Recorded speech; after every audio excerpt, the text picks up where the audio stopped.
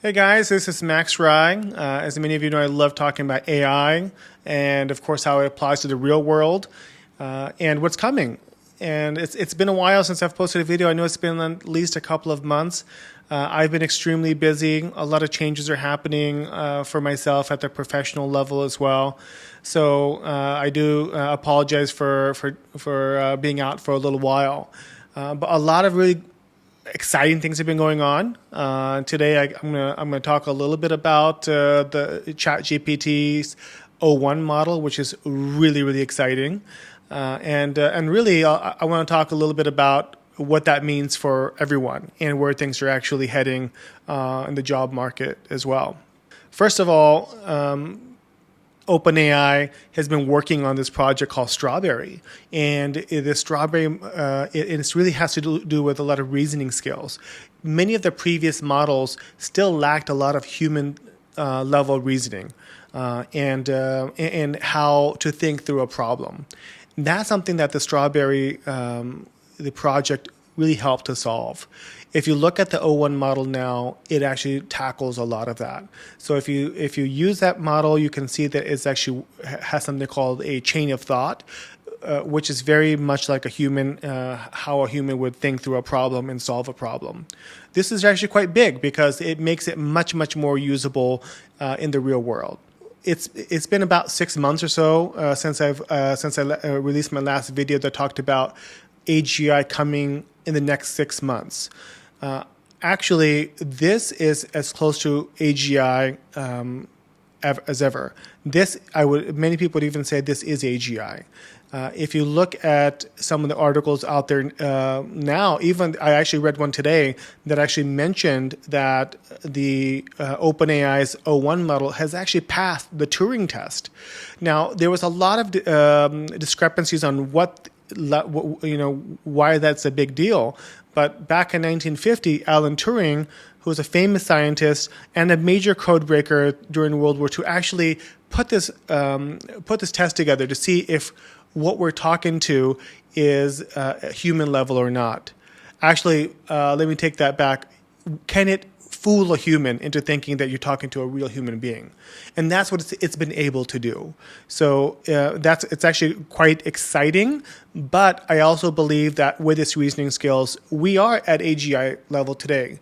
Regardless of how much people may now try to move the goalpost and try to say, no, it's going to be this. It also has to have this, level of physics education or physics ability or so forth.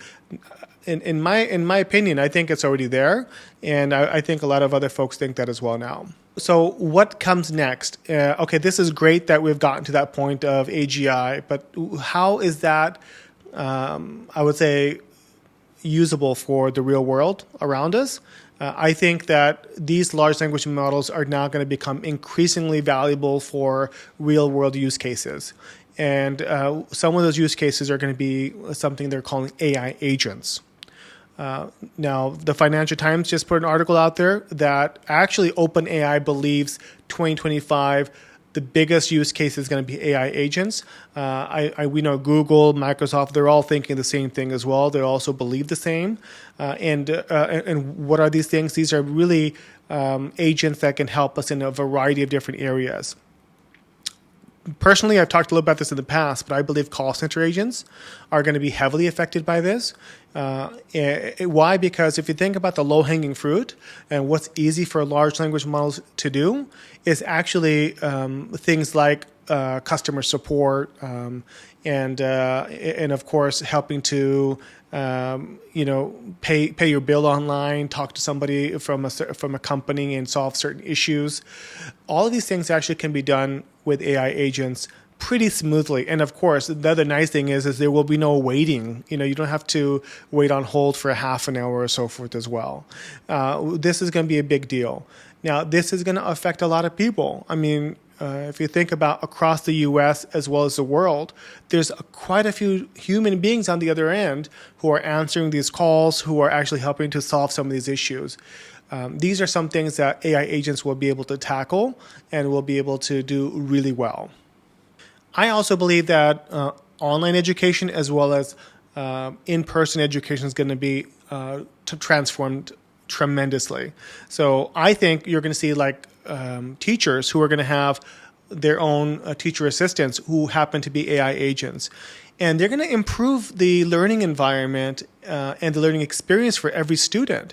They would, you could definitely allocate an AI agent for every student, and that teacher can work very closely with his agents to make sure that these students are getting the best education and the most out of the teaching curriculum. So that's actually quite exciting.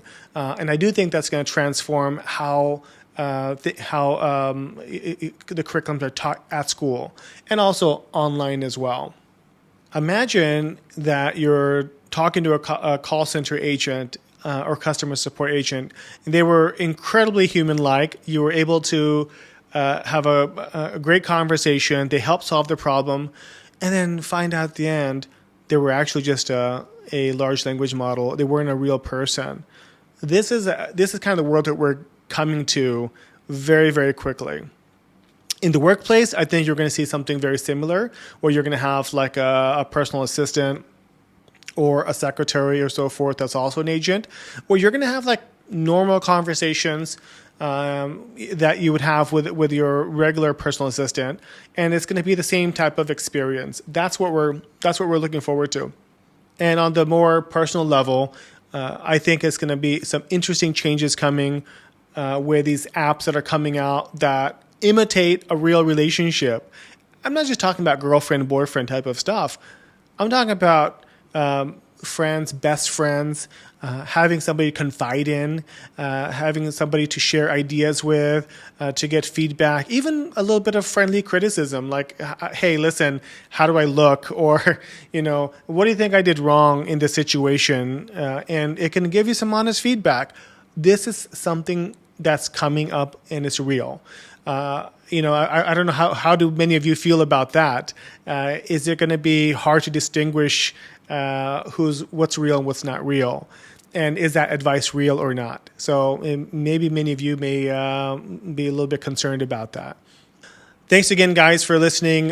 This next episode, I'll talk a little bit more on the robotic side, which I've also enjoyed researching as well, especially Tesla's 2026 plans for their Tesla bots, and some of the latest news coming out of China with a lot of their robots. As many of you know, China has the most sophisticated factories and manufacturing abilities, so it's important to keep an eye on what's going on there.